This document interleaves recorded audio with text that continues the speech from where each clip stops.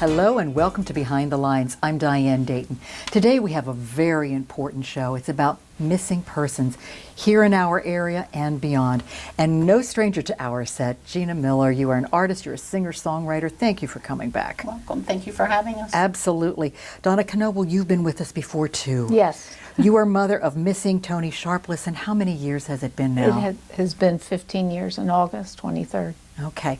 She used to work at LGH here, correct? But from what area? She was from West Brandywine, Downeytown. Okay. Now the reason that we're here is because we need people to know about what you're doing. There's a Squeaky Wheel tour that goes on October and November every year, but at 411gina.org you can go to and find out about missing people all across the country. And that's what you're doing at these shows that you're doing. Correct. The artists are presenting the picture and details. Is that correct? Correct. They will profile the people that they adopted as their missing people to carry through the tour during tour time. And Toni's been my missing person for a long time. Long time. It's been a while. Yeah. And what you do is you go to the shows, if you have a band, if you have you're a single act, solo, duo, trio, and you profile the people as you do your show. Right. Like I just had a show Saturday night, so we would stop intermittently during the show, talk about Toni, talk about the people that are missing, encourage other artists, anybody in the room, Yes. to join the tour if Right. you're an artist. And even if you're not an artist, you can Right. still help financially because it costs money to run a tour. Absolutely, absolutely. So what we're going to talk about today, we're going to talk about how you got involved with this as well, because you've been doing this several years, and we're going to talk, more about Toni as well. And there's also been some success with what you've been doing, so we're going to share that because it is possible. That's why we do this. So how did you get involved, Gina?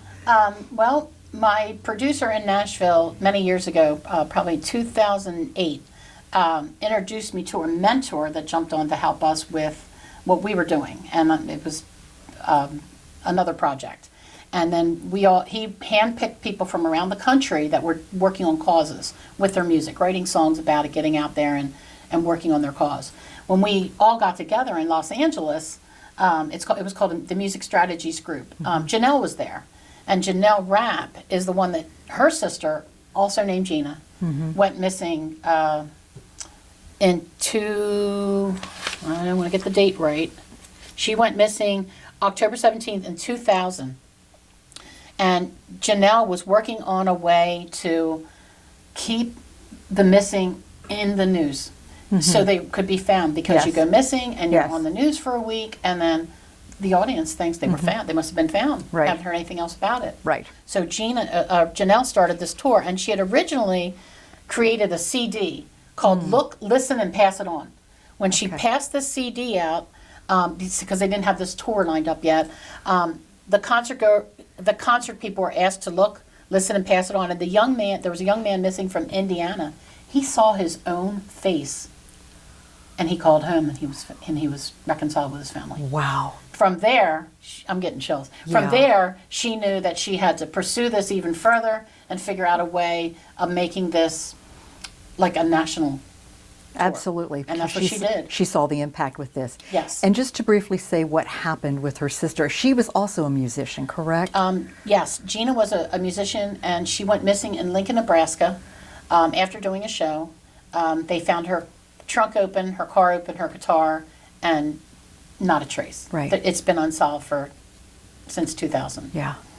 So there are stories, and I know we can share too. Let's share a little bit what had happened here with Toni. Donna? Oh, she went to a party with Willie Green down in Philadelphia and a friend, and she never came home from that party.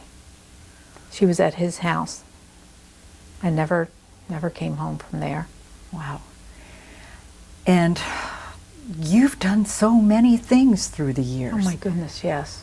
And she had a 12-year-old daughter at the time she went missing. Wow. Okay. And you got connected with Donna how? Through a friend. Your cousin. No, she's not. Karen? Oh, that's right. Pam's your cousin. Sorry. Yes. We're both from the same hometown, and one of her friends I'm friends with too. Yeah. And when she found out I was doing this tour, I had actually adopted 2 people that went missing from Pennsylvania that were from Alaska. And I wasn't getting anywhere with the case. I was new at this. So, I was kind of wet behind the ears trying to make it work. And her friend called me, who's also my friend, and said, Toni Lee Sharpless went missing. Would you be able to get her involved with this? I was Right. like, absolutely. And then from there, It's it's history. We became good friends through this. Yes. I mean, we knew each other Yeah. before, but we became closer as we've worked. Yeah. Well, this has really impacted your life when you see some of these success stories. And I know you have some to start to share I with do. us. What do you have? I do. I mean, I can't get into all of them, but they're during the first years of the Gina tour. It's known as the Gina tour. I'm known as a Gina artist. All the other artists are known as Gina artists. Missing Piece tour, the Squeaky Wheel tour. That's when I told you about the CD. So that's how she got inspired to continue. Right. So there was another young lady, Melissa Highsmith, that was kidnapped by her babysitter when she was 21 months old, and she was featured on the tour as they started trying to get this moving. Yeah. And she was found safe and well after missing for 41 years, and it was because of the tour. Wow. She was 21 months when she got kidnapped by the babysitter, and she was 51 years later she was found. Wow. What else do you have? There is Jason Graybert. He went missing from New Jersey in January of 2010. Unfortunately, he was not found alive. His body was identified through a Gina poster, and it also included a photo of the necklace he was wearing and through DNA. Okay.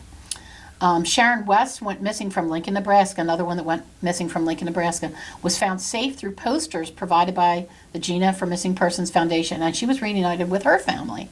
And then 2 young ladies, they were siblings, Kelly Yates and Kimberly Yates, went missing in 1985, and they were found in 2017. Wow. And it's all through getting this information out there and to keep it out there and to share it. Yes, and the tour, I mean, having a tour start at a certain time and end at a certain time is so you don't lose momentum. Right. If you do this all year round, it's going to lose its momentum. If people know, tour time's coming up, I need to profile some people. Like your whole band can take one person and profile them. Like get to Yes. know more information and profile. Like if you have an 8-piece band, you have 8 people that you're profiling. Yep. And it's you don't want to saturate an audience too much with too much information because it's too much. Right. But it is helping. Well, you also never know. When you go on to, once again, the site 411gina.org, when you go on there, you can look at states and you can look at who's missing from there. But it doesn't necessarily mean they're just missing in that state or can be found only in that state. Exactly. It's all over. So it's not a bad idea if you're on there to just scroll through everything. You never know when something's going to resonate. Exactly. And as an artist, like for instance, when I go to record in Nashville, I'll get my friends together, especially if it's during tour time, because I usually record in the fall. I'll get a group of people together and we'll do a show or 2 somewhere, and we'll profile the people in Nashville. Yeah. Or Tennessee, Tennessee. Even if I'm on vacation, Right. my friends have a place in North Carolina. I'll do Yeah. a show right on their deck. Yes. Live show. Yeah. And promote and profile the people that are missing in North Carolina. Yeah. So you take the show with you. You're constantly thinking about it during tour time. Yeah. If you're out of state, profile the Right. people that are missing in the state that you're in. Well, let's keep talking a little bit about Toni. How old would she be now, Donna? What do you... 15 on 20, 29, what's that? 45? Yeah, okay. Yeah, 45 All in right. December. Okay. And what you did, you also had gotten, I guess, a private investigator involved, obviously, a local law enforcement and that sort of thing too, but things just came up dry, I guess. Yeah, right. Nothing ever became of, I mean, how much can you do? I mean, you keep looking and looking, and I still look. If I see something on TV, it catches my eye, and there's a lot of people, I tend to pan out the people's, like, could that be her? Yeah. It's always in the back of your Oh, mind, and absolutely. you're just always looking. Absolutely. Yeah. Yeah. And I think that's why it's important if we do go on and we do look at these pictures and we look at the profiles and that sort of thing, that we keep that in our mind too. Absolutely. Gina, real quick, you have any statistics about missing people? The statistics, I don't have an exact Right, number, that's all right. but A lot of people don't know this. About 800,000 people go missing a year in the United States. 800,000 people, and that's all ages too. And right? that's all scenarios included. Yes. All ages. Wow. Wow. All different reasons and yeah. Okay, all right. We've got so much more to talk about, and we're also going to bring on a guest too, Yes. via the phone, Yes. because she's out of the Okay. area. We'll do that after this break, so Okay. stay with us. You're watching Lancaster Community TV, LCTV 66.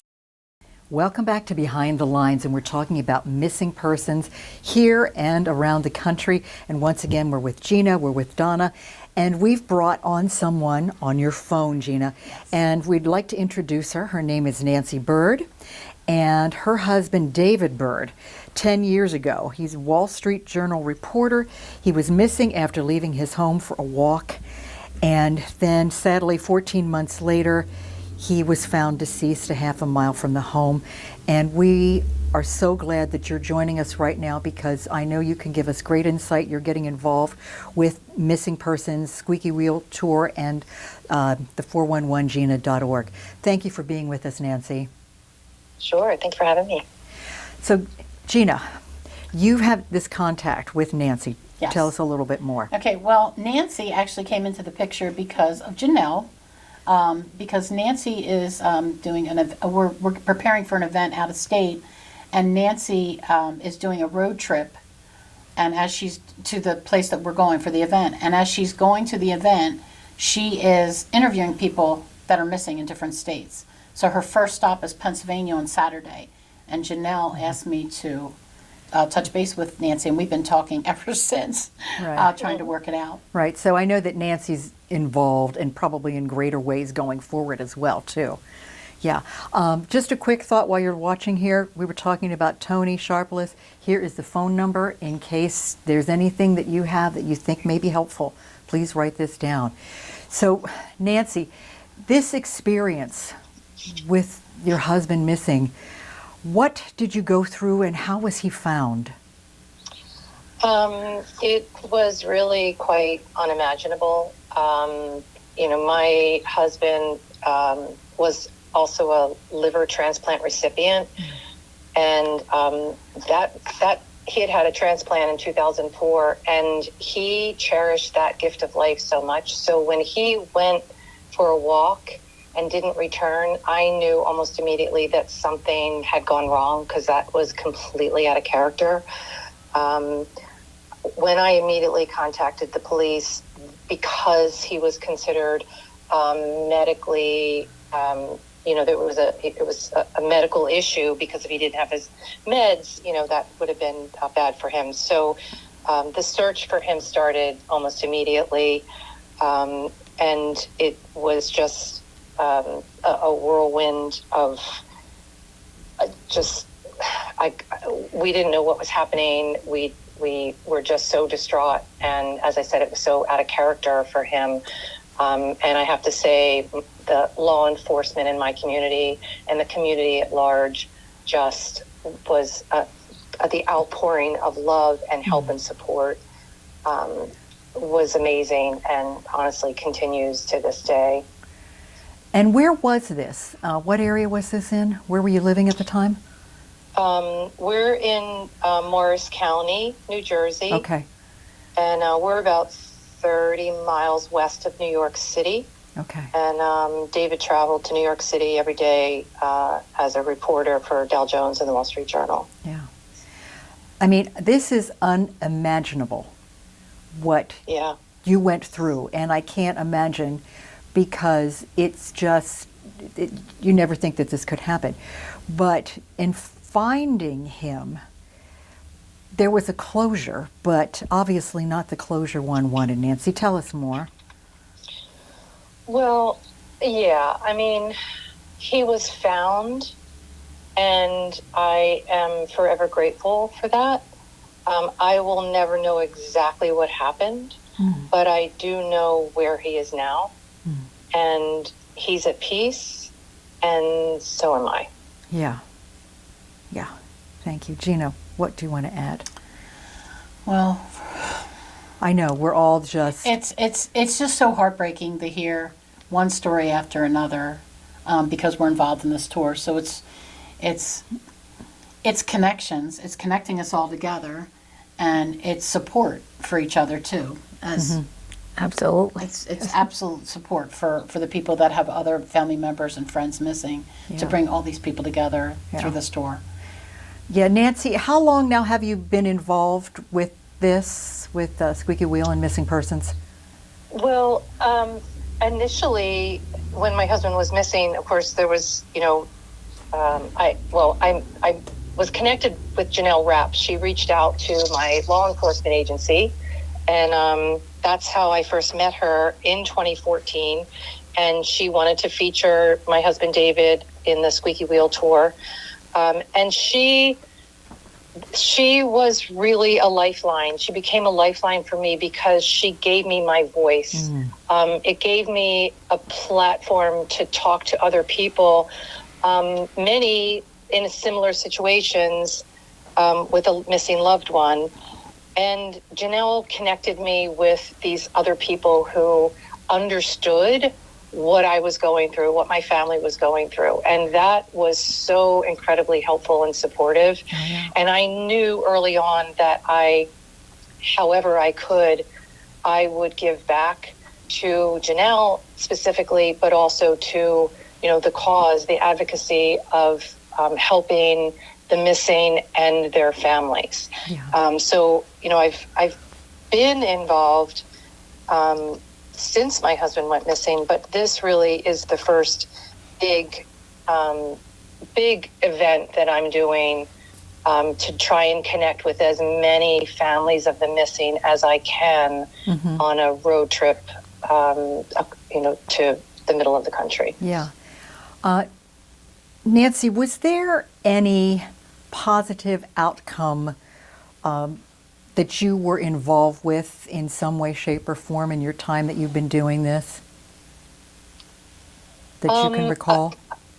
I think the positive outcome is just, knowing that I can connect with other families, to give them the feeling that Janelle gave me, that they're not alone, that there is a support network, that there are people out there working hard to try and find their loved one, because it's a very, very lonely place to be when your loved one is missing. Especially for me, my husband was the breadwinner. I wasn't working. My kids were, still young. And my kids, there's no safety net. Right. He was the breadwinner. There's no safety net when the person who's, basically paying the mortgage is gone. So I want to be able to provide families of the missing just like the support to talk through whatever they need to talk through, and to be someone else's lifeline. Yeah. And that's what we want this program to be about as well. We want to encourage people to go to 411gina.org, because we can make a difference and we can be out there and we can support. It's about casting that net. It's about making that connection in whatever way, shape, or form that we can be involved to make a difference and bring these people home, bring some closure, right? Absolutely. Yeah. Donna, what are you thinking? I know you and I, we've talked before in the past, and I'm listening to Nancy's scenario. In my case, my daughter lived with me and her granddaughter, because she was a nurse, so her hours were so far off. yeah, So the thing I said to my granddaughter that morning was, we'll find your mom. She didn't come home, but I promise you we'll find her. Those words are hard to live by. yeah, Because here we are 15 years down the road. Now she has a daughter, so that's, yeah. I understand where she's coming from too. And I know it's been good for you to connect with Gina Oh, and what absolutely. she has opened up for you with this as Oh, well. yes.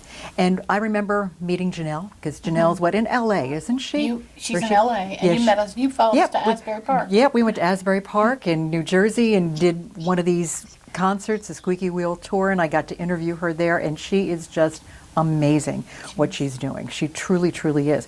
But I'm glad that she and you have also connected us with Nancy to have Nancy's voice heard on this program as well. I really appreciate you being here, Nancy. Thank you so much for sharing your story. Thank you. Thanks for listening. Yeah. Thank you. And Thanks, Nancy. thank you so much for being on here and sharing. Is there anything in closing that you would like to say, Gina? I think the thing that I want to say is you do not have to be a musician to be in this tour. I think people that know me, people that know other friends that are involved in the tour, are like, well, I don't sing. You don't have to sing. Okay. You can just participate by taking the pictures Yep. and making a little reel or a post on Facebook. Share it. Yep. Tell all your friends to share Yep, it. that's right. Come along at just these gigs, these events Yes. that you're doing. Take some pictures, share them on social media, get it out there in every way, shape, and form. Absolutely. And the money. Yeah, Big companies, I mean, it's not cheap to run a tour. right. You know, you have tour buses, you have people involved, you're trying to meet at shows, you got hotel, you know. Yeah, all of that. It's a whole big long list of Sure. expenses. So if people can donate monetarily, that would be wonderful. And how do they do that? They would go to the website. Okay, so you And- go to 411gina.org. Yes, and that site is so user-friendly. Okay. You can just read through the site Yeah. and just click along, and it is very user-friendly. It's Okay. not one of those complicated websites. Right, okay, great. Thank you once again for being here, for sharing your stories, and for connecting us, because that's what it's all about. Thank you. We'd like to say thank you for joining too. We can make a difference. Make sure that you go to 411gina.org. I'm Diane Dayton with Behind the Lines, reminding you to look behind the lines. You might be surprised what you find.